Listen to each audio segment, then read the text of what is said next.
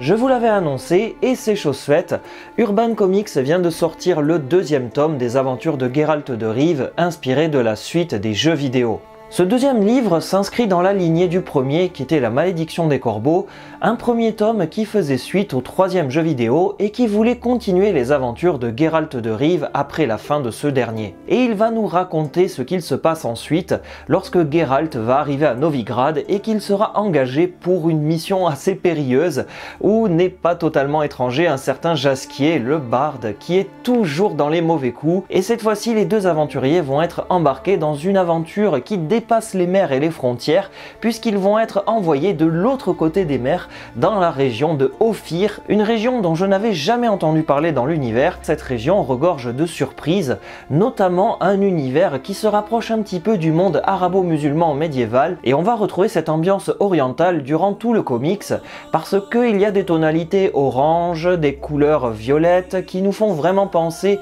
un petit peu aux orangés de l'Espagne arabo-musulmane, mais aussi, j'ai envie de dire, les personnages eux-mêmes qui ont des noms un petit peu orientaux, totalement, ils ont des noms orientaux, leurs vêtements, ça regorge de références et c'est ça qui m'a beaucoup plu dans ce comics. J'avais vraiment l'impression de voyager et de découvrir une nouvelle région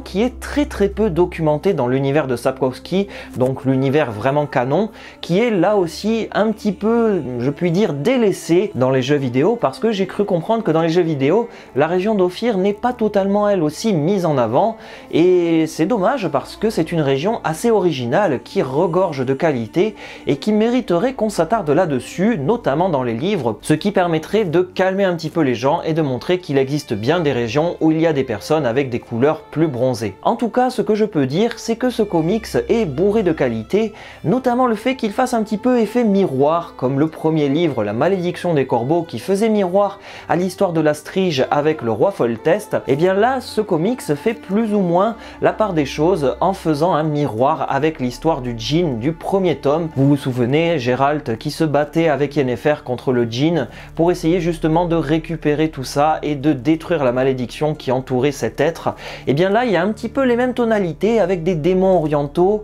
et c'est vraiment très intéressant de retrouver cette atmosphère au fur et à mesure de ce comics. D'ailleurs, au niveau des hommages, il y a carrément un personnage, j'avais l'impression que c'était Altaïr du premier Assassin's Creed, donc vraiment, les hommages et les influences sont totalement là. Quand je vous dis que ce comics a vraiment une ambiance très orientale, c'est le cas. L'histoire se laisse suivre assez facilement, il y a quand même des qualités qui ressortent, notamment l'histoire de Geralt vis-à-vis des monstres, et les intrigues de palais, les jeux de pouvoir, Jaskier qui fait toujours du Jaskier, qui va jouer sur sa personne et chanter pour draguer un petit peu les minettes à gauche et à droite. On ressent vraiment l'ambiance The Witcher et c'est ce qui fait le charme de ce comics. Donc si jamais vous êtes fan de l'univers, je n'en doute pas une seule seconde, et si vous aimez vraiment tout ce qui sort un petit peu du cadre des jeux vidéo, même si cette histoire se place en continuité des jeux vidéo, eh bien je ne peux que vous recommander ce comics qui est bourré de qualité et qui vaut clairement le détour, sachant que ça offre un petit peu, si je puis dire, une suite officielle aux jeux vidéo. C'était tout ce que j'avais à dire sur ce comics, j'ai pas voulu non plus trop rentrer dans le détail de l'histoire pour ne pas spoiler. Je ne voulais pas faire une vidéo trop longue parce que c'était pas forcément le but. En attendant, n'hésitez surtout pas à me dire ce que vous avez pensé de ce comics dans l'espace commentaire. Comme d'habitude, je me ferai une joie de vous lire et de vous répondre. Merci beaucoup d'être resté jusqu'au bout et à très bientôt, salut!